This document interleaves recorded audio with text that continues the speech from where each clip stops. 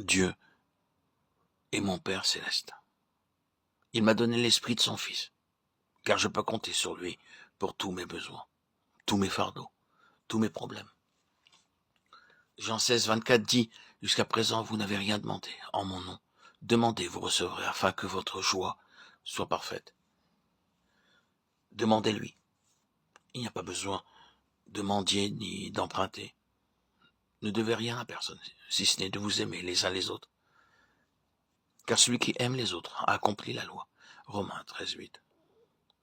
De nos jours, beaucoup de croyants empruntent de l'argent pour acheter des meubles. Ils achètent une maison à crédit,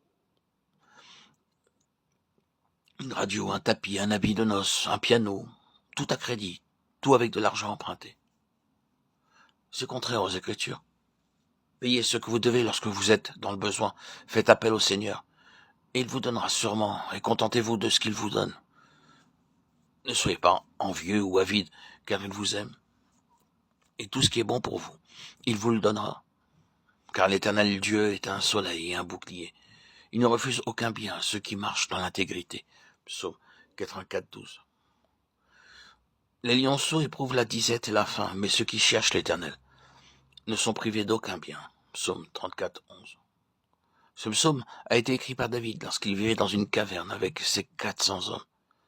À ce moment-là, ils n'avaient pas d'argent. 1 Samuel 22, 1, 2 montre leur condition. David partit de là et se sauva dans la caverne d'Adoulam. Ses frères et toute la maison de son père la prirent, et ils descendirent vers lui.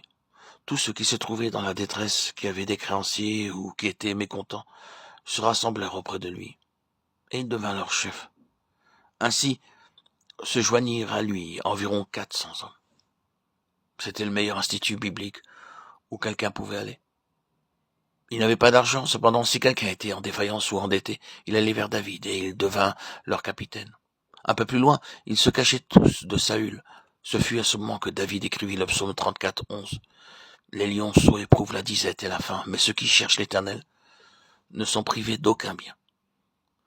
Je peux imaginer ces hommes voyant les lions rugissant dans la vallée, parce qu'ils n'avaient pas de nourriture suffisante. Mais pour David et ses hommes, la nourriture suffisante était fournie par le Seigneur. Ces événements les maintenaient dans la caverne, ou qu'ils ne pouvaient pas faire le marché par manque d'argent. Dieu continue à fournir de la nourriture jour après jour à ces 400 hommes de la caverne, afin que David puisse dire « Les lions souffrent de la faim. Je le vois chaque jour, mais nous ne serons privés d'aucun bien. Comptez sur Dieu, et il pourvoira sûrement à vos besoins. » Le Saint-Esprit est appelé l'Esprit du Fils, et nous sommes les enfants de Dieu. Nous lui appartenons, et il doit subvenir à nos besoins.